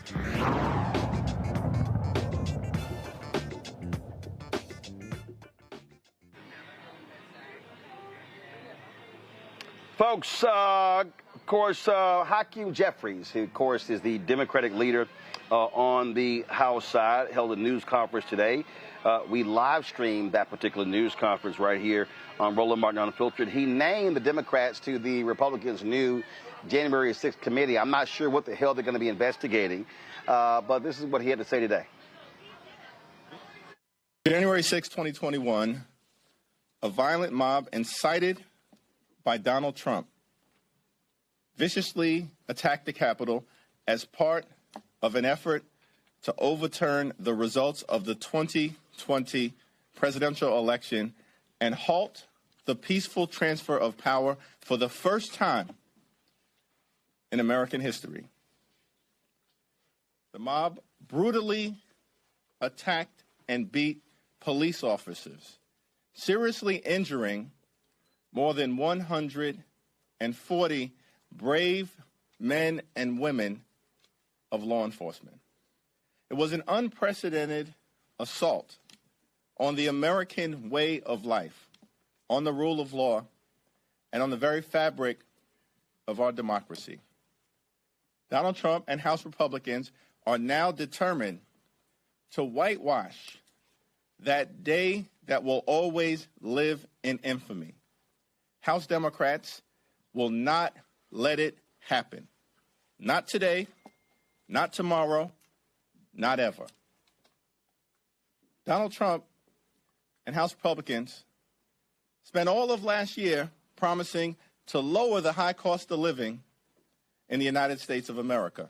In fact, Donald Trump promised that he would lower costs on day one. That hasn't happened. Why didn't it happen? Because on day one, Donald Trump was too busy pardoning hundreds of violent felons who brutally beat police officers on January 6th. It's shameful.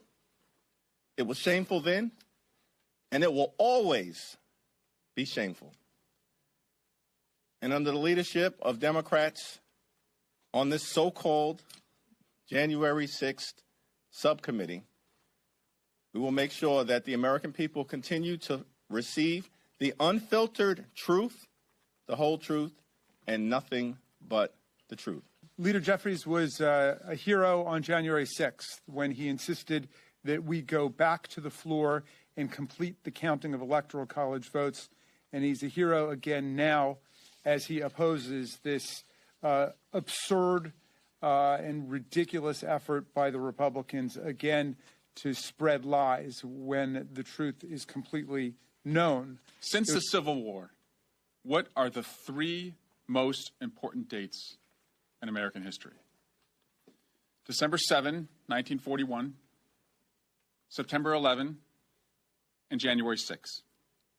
The last 2, I didn't even have to give you the years because they are seared into our memories.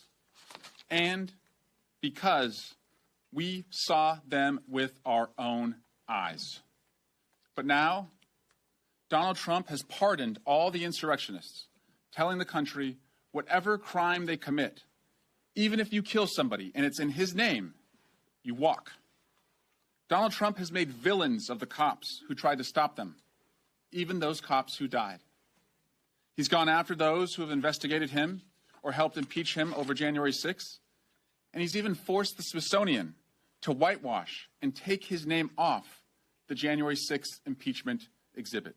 It is so interesting that we stand here and we're talking about relitigating what has been litigated not once, but twice. And now they have decided that they want to go a third round. You see, if we recall, there was a January 6th committee that had come together. And because of the work that was done on that select committee, we ended up with a number of indictments. And when I say a number, I'm not talking about 5 or 6. I'm talking about well over 1,000 people that were indicted. And then after being indicted, meaning that a grand jury was able to hear the evidence and decide that there was enough for the Department of Justice to go forward. We had a number of cases that were tried. We had a number of defendants that actually entered pleas of guilty. So explain to me why it is that now that we have Trump back in office, they decide that they want to litigate this over again. Here's the reality. I can tell you that the results will still be the same. On that day, there was an attempt to tear apart our democracy brick by brick. In fact, they laid the foundation, unfortunately, for what we are experiencing right now. Because if those in power had done what they should have done, which was to go through with an impeachment conviction, none of us would be enduring what we are enduring now. But again, why now do we want to do this? I personally believe that this is about distractions and division. You see, the president doesn't want you to focus on things such as his involvement with the Epstein files. You see, the president doesn't want you to focus on things that he promised on the campaign trail, such as to lower costs for the American people. The president doesn't want you to focus on his failed secretary of HHS and the fact that we know almost 100 children thus far have died from something like measles. He doesn't want you to focus on the things that truly matter to the American people that are trying to survive now. Instead, again, he wants to divide and distract. So let me be clear. We are not going to allow them to whitewash this. In fact, the leader was very thoughtful when he decided to put together this team. All of us know a little something about the law because we've all practiced law. And we are going to make sure that the American people get the truth, no matter how many lies they put out there. On January 6th, Donald Trump not only incited the attack, he doubled down by pardoning those violent insurrectionists. And when did he do that? On his very first day in office. It sends a dangerous message that violence against our democracy is rewarded, not punished. No one, no matter how powerful, is above the law. On this subcommittee, we will follow the facts. We will expose the lies, and we will continue to hold accountable those that tried to overthrow the will of the people, including the president. This is not about Democrats versus Republicans. This is about defending the Constitution we all swore an oath to uphold. The American people deserve honesty, accountability, and leaders who will protect democracy, not tear it down. I am committed to making sure that the American people know the truth about January 6th and remember all those responsible for the defilement of the Capitol. Well, Ome Congo, this is going to be an effort to whitewash. We know what this is going to turn out to look like. Yeah, and when I first heard about, Hakeem, Representative Jeffries even participating in this, I was like, come on, man. But then when I saw who he put on it, particularly, Representative Crockett, and even, Raskin has been very vocal about this as well, but Representative Crockett in particular, I at least know that whatever's going to happen with this commission is that it's going to be given to us straight, no chaser. We're going to get the truth. We're going to get the facts. She's going to hold them accountable in every way, shape, or form, as well as the other members on this committee. And at the end of the day, it is important that when these committees are appointed, that we just don't say, well, these Republicans are just going to do what they want to do. We need to show up and we need to be present to document what's happening, as well as do what we've been talking about this entire show, not just letting stuff fly, challenging the nonsense wherever it is seen, and letting people know that we're not going to go quietly into the night while they try to rewrite history. So I was skeptical about this at the beginning, but now I'm very glad that he's doing this, because we need to be present in every attempt that they make to try to whitewash and rewrite history. AD, all I expected, a whole bunch of GOP white right lies. Yup. Well, they need to get rid of the criminals. These are hardcore criminals, but they took many of them off the street of D.C. They're hardcore. They're not going to be good in 10 years, in 20 years, in 2 years. They're going to be criminals. I think that,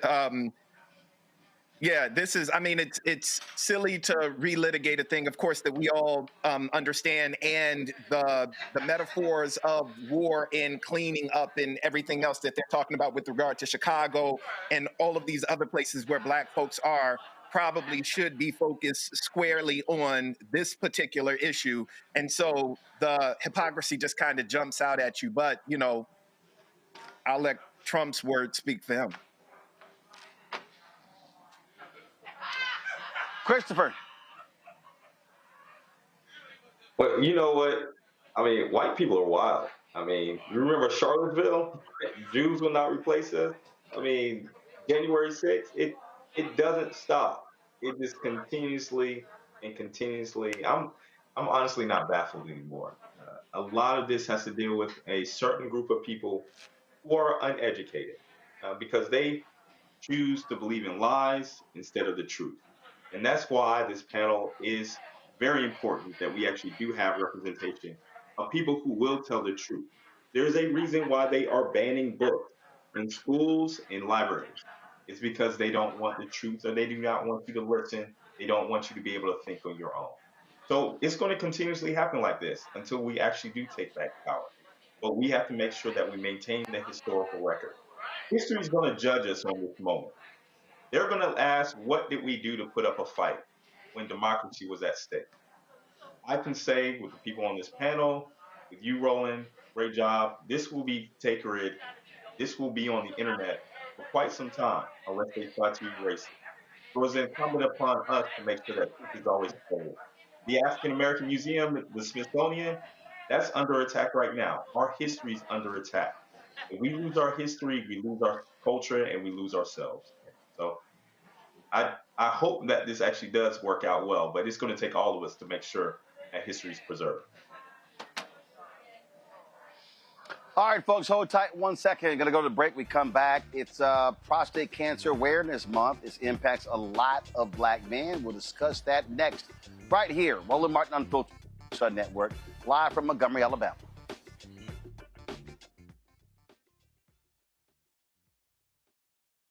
Table with me, Craig Carr. Immigrants lured off Texas streets and shipped to places like Martha's Vineyard and Washington, D.C. Believe it or not, we've seen it all before. You people in the North, you're so sympathetic to Black people, you take them. 60 years ago, they called it the reverse freedom rides. Back then, Southern governors shipped Black people north with the false promise of jobs and a better life. It's a part of a well-known playbook being brought back to life. So what's next? That's next on the Black Table, a conversation with Dr. Gerald Horne about this issue of the reverse freedom rides, right here on the Black Star Network. Hello, I'm Isaac Hayes III, founder and CEO of Fanbase, and I'm here with a very important message. We are at a turning point in the Black community where we must have equity in the apps we use that scale to billions of dollars. But this time, we own the infrastructure, we own the culture, and we shape the future. And Fanbase is the future. Fanbase combines the free functionality of Instagram, TikTok, and YouTube into an all-in-one platform built for the evolution of social media and monetization. With over 1.4 million users, that's real proof that we are shifting the conversation of tech ownership and equity for creators. So right now, I want you to go to startengine.com/fanbase and invest today. The minimum to invest is $399. That gets you 60 shares of stock in Fanbase at $665 a share. This marks a turning point in Black ownership of social media. If we don't take this opportunity to own social media right now, we will always be customers to our own creations. And that can't go on. So once again, go to startengine.com/fanbase and invest today. We must own the platforms where our voices live, our stories matter, and where our culture drives the world. Thank you.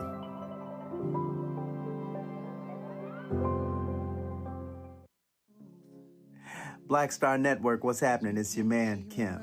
And look, my new single, Rock With Me, is on fire. We debuted as the #1 most added and greatest gainer at R&B radio. So look, I want you to go check it out at musicbykim.com.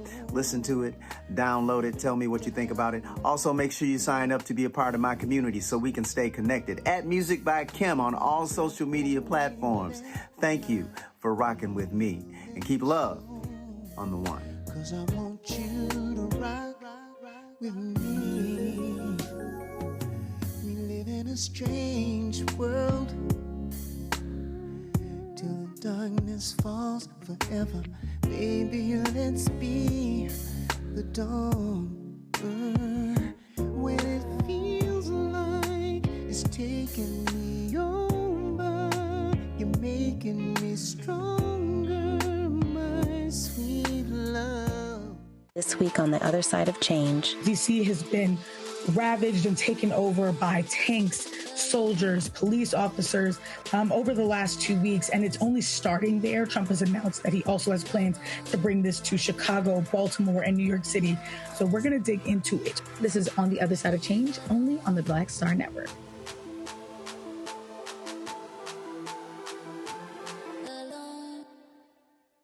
I'm Russell L. Honoré, Lieutenant General, United States Army, retired, and you're watching Roland Martin Unfiltered.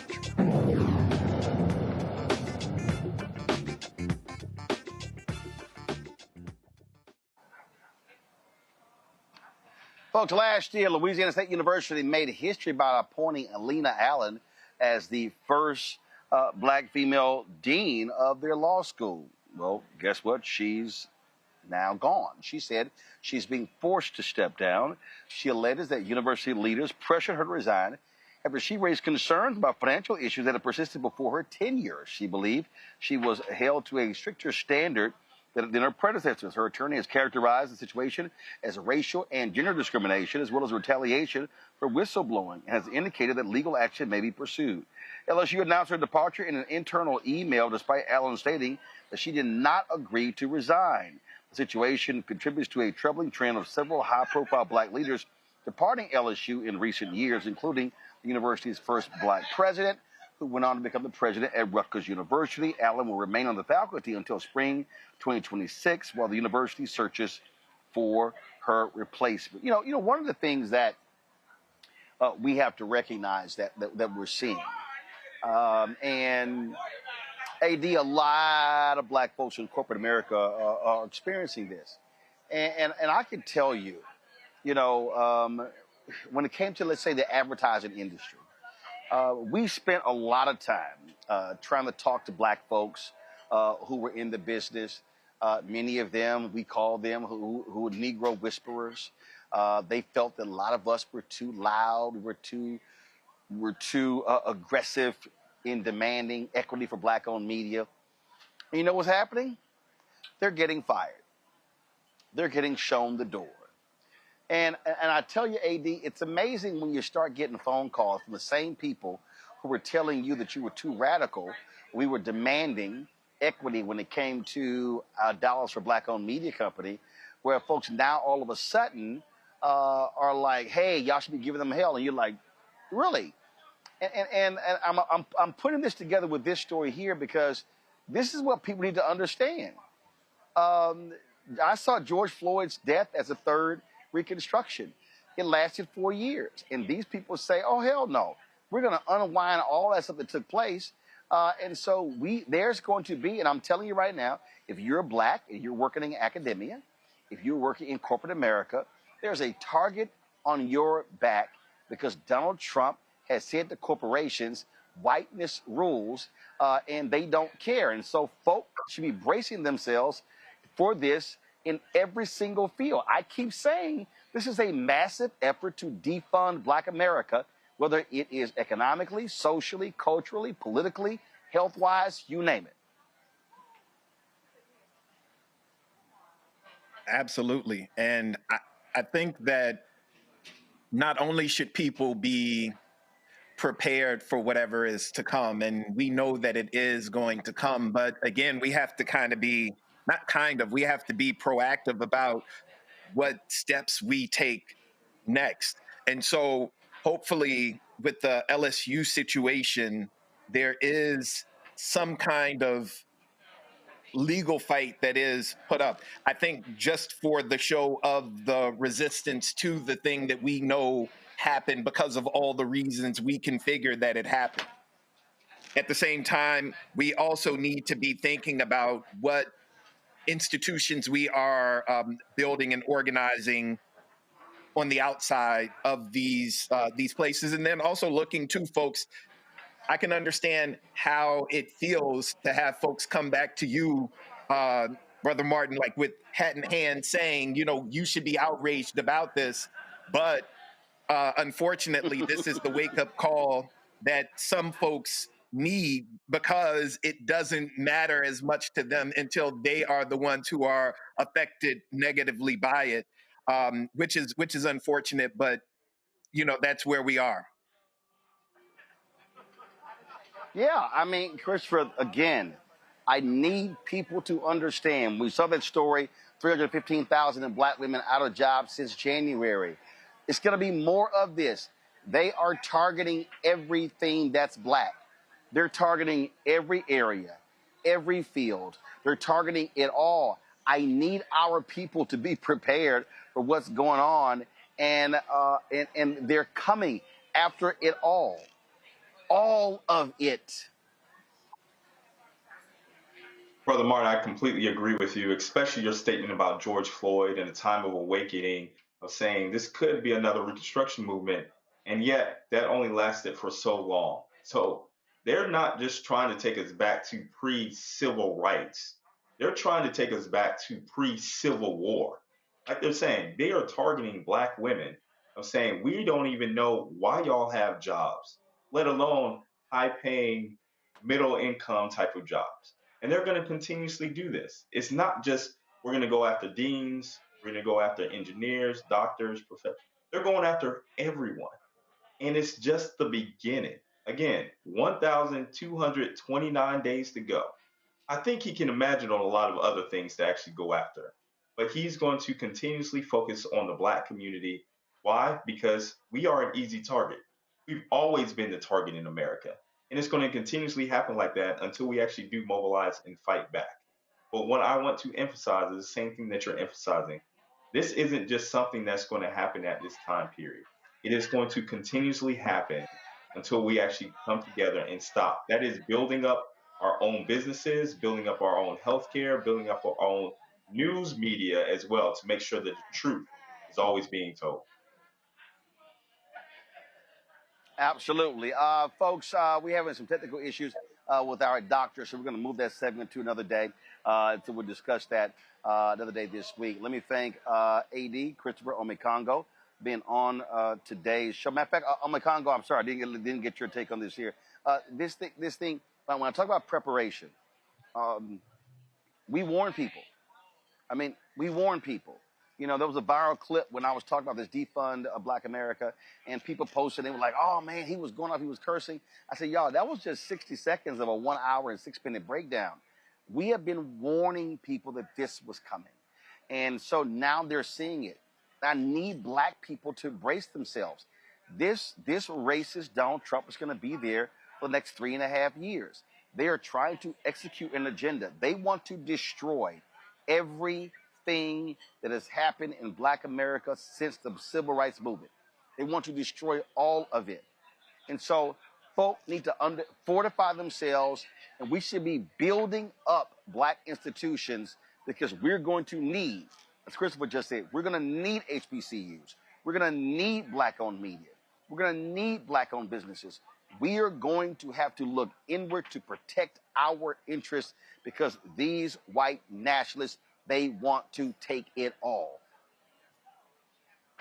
I mean, if you don't realize it now, I mean, you're never going to realize it. I mean, when we're talking about building up, part of this building up, it also has to be with withdrawal, right? As Reverend Carr says during the promos, bringing your eyeballs home and supporting, networks like this. Another thing we have to do, as you have done oftentimes, but enough people don't do this, is also calling out these athletes. Like, why would Black college students want to play at LSU and some of these other schools that are doing things like this? Why would some of us want to work in these companies that have racist records? The Voting Rights Act, when it was renewed years ago, one of the things we don't realize or people don't talk about enough is that the business community also supported the renewing of the Voting Rights Act, as well as many Republicans. Now Republicans don't care, businesses don't care, but what people respond to and what they care about is our dollar, as we're seeing with Target right now and some of these other companies. And so if people are going to keep pushing us into this, then we need to keep pushing back. Because as long as we're just lackadaisical about it and say, oh, that's messed up, or I'll like a little tweet, or I'll repost something and I'm going to call it a day, they're going to keep getting away until it's too late. So we have demonstrated areas of success throughout this movement.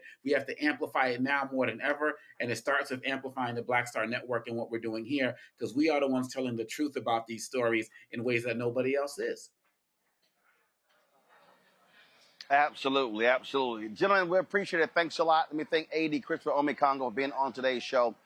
Thank you so very much. Folks, don't forget to support the work that we do here at the Black Star Network. Listen, I am here in Montgomery, Alabama.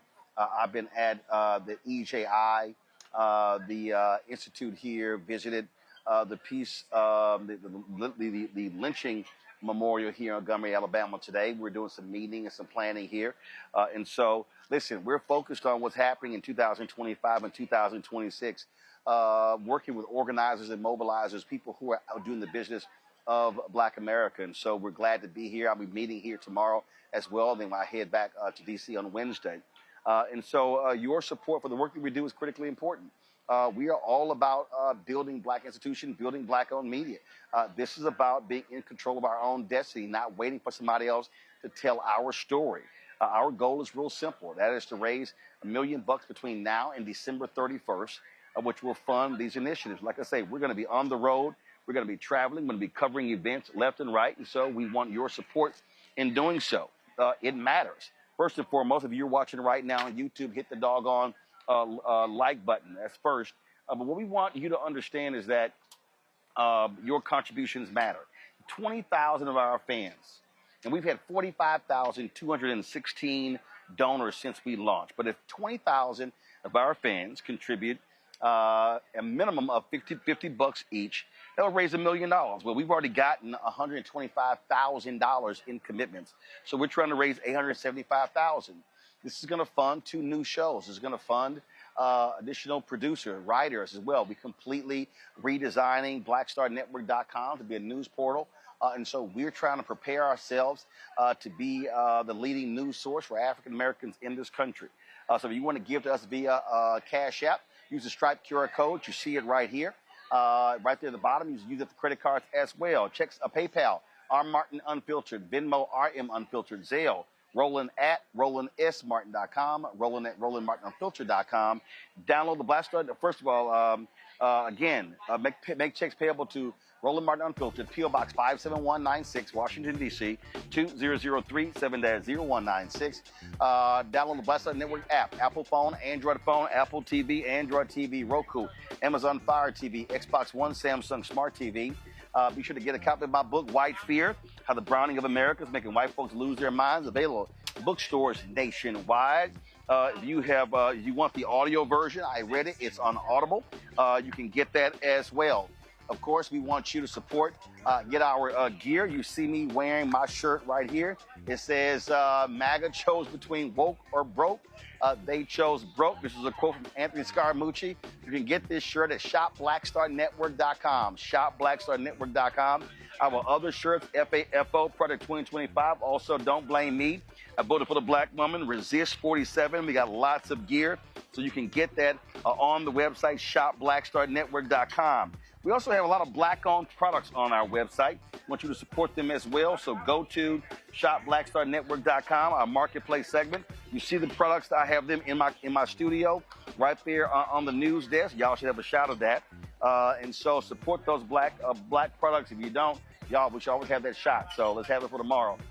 So get those products. And don't forget, folks, if you want to download the app Fanbase, they've raised $13 million. Download the app Fanbase, social media black-owned platform. And, of course, if you want to invest, do so by getting more information at startengine.com/fanbase, startengine.com/fanbase. Folks, that's it. I will see y'all tomorrow. I'll be live from Montgomery, Alabama tomorrow as well. So look forward to that. Until then, support the work that we do. I will see y'all tomorrow right here on Roland Martin Unfiltered on the Black Star Network. Holla!